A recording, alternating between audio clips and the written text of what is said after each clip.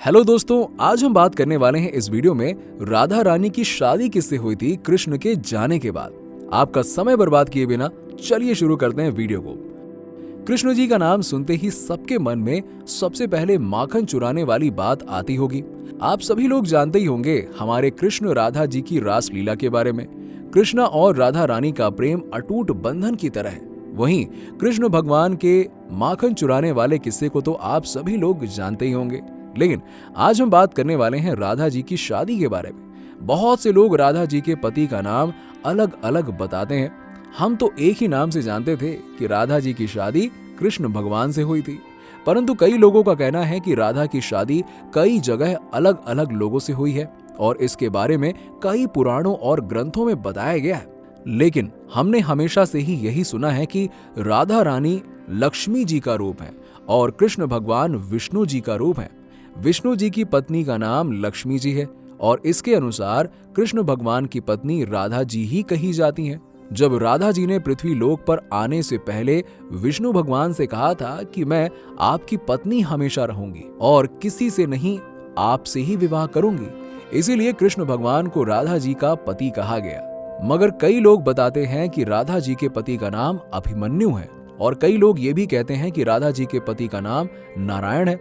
कोई कहता है कि राधा जी के पति भगवान श्री कृष्ण श्याम जी हैं और कई लोग कहते हैं कि राधा जी के पति चंद्रसेन थे। तो आइए जानते हैं कि आखिरकार राधा के पति थे तो थे कौन। कई पुराणों और ग्रंथों में कहा गया है कि राधा जी और कृष्ण जी की शादी का वर्णन मूलतः श्री गर्ग संहिता में हुआ है, जो कि श्री कृष्ण के जीवन पर आधारित है और उसमें लिखा हुआ है कि राधा कृष्ण जी का विवाह हुआ था और इनका विवाह खुद भगवान ब्रह्मा जी ने और राधा जी की सखियों ने और वहां उपस्थित भगवानों ने मिलकर करवाया था और गर्ग संहिता की पुस्तक को गर्ग ऋषि ने लिखा था। वो यदुवंशियों के गुरुदेव थे। इन्होंने ही श्री कृष्ण जी और बलराम जी के बारे में लिखा था और इस किताब में राधा और कृष्ण जी की लीलाओं का वर्णन हुआ है। इस पुस्तक में यह भी लिखा हुआ है कि नंदलाल जी कृष्ण भगवान जी को अपने कंधों पर बैठाकर घुमाने ले जा रहे थे, तब एकदम से बहुत तेज तूफान आया था। बताया जाता है कि इस भयानक तूफान के पीछे राधा जी का रहस्य है। वो रहस्य कुछ ऐसा है कि उस समय कृष्ण भगवान छोटे बालक थे। उन्होंने अपना बालक रूप को त्याग कर किशोर रूप लिया था और राधा जी से विवाह कर लिया था। कृष्ण और राधा जी का विवाह ब्रह्मा जी ने एक जंगल में कराया था। उस जंगल का नाम भंडीर था। कई लोग बताते हैं कि राधा जी के पति का नाम अभिमन्यु है। कहा जाता है कि उत्तर प्रदेश के नंदगांव में करीब 2 मील दूर जाटव नाम का गांव है। वहां के लोग जो स्थानीय हैं वो आज भी यही कहते हैं कि राधा रानी और अभिमन्यु का विवाह हुआ था। राधा और अभिमन्यु का विवाह राधा के पिता बृजवान ने करवाया था। कहते हैं कि राधा और अभिमन्यु का विवाह इसी गांव में किया गया था, परंतु विवाह होने के बाद राधा जी और अभिमन्यु दोनों के पास समय नहीं होता था।